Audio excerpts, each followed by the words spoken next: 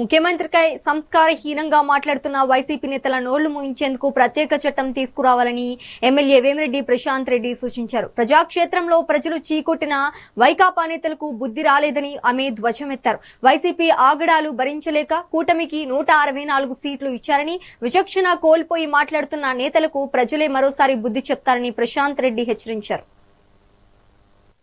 నేతలు అవాకులు చవాకులు పేలడం అనేది అది వాళ్ళ విజ్ఞతకే వదిలేస్తున్నాను. ప్రజలు వాళ్ళ భాష చూసి వాళ్ళ నోరు చూసి నవ్వుకుంటున్నారు. ప్రజలు ఒక్కసారి తరిమి వీళ్ళని కొట్టినా ఇంకా బుద్ధి రాకుండా ఇదే నోరేసుకొని ఇప్పుడు మాట్లాడమే కాకుండా మళ్ళీ మేము వస్తే ఏదో చేస్తామని చెప్పి జనాన్ని బెదిరిస్తూ ఆల్రెడీ 5 సంవత్సరాలు జనమంతా బెదిరిపోయి ఏమైపోతామో దేవుడా అనుకుంటూ ఈరోజు మన కూటమి ప్రభుత్వానికి 164 సీట్లు ఇచ్చి మనల్ని అధికారంలో తీసుకొని వచ్చి కూర్చోబెడితే ఈరోజు కూడా ఓడిపోయి ఒక్కొక్కరు లక్షల మెజార్టీతో ఓడిపోయినారు, వేల మెజార్టీతో ఓడిపోయినారు.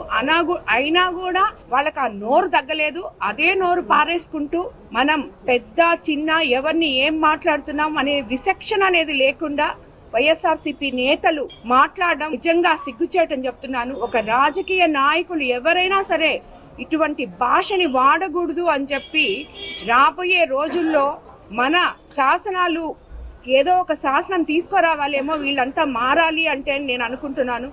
ముఖ్యమంత్రులుగా ఉన్న వ్యక్తుల్ని గురించి ఇష్టం వచ్చినట్టు నోరు బారేసుకుంటూ వాళ్ళ ఇష్ట ప్రకారానికి వీళ్ళేదో నీతి నిజాయితీ కలిగిన నేతలైనట్టు, దేశాన్ని ఉద్ధరించిన నేతలైనట్టు మాట్లాడడం నిజంగా చాలా హాస్యాస్పదం.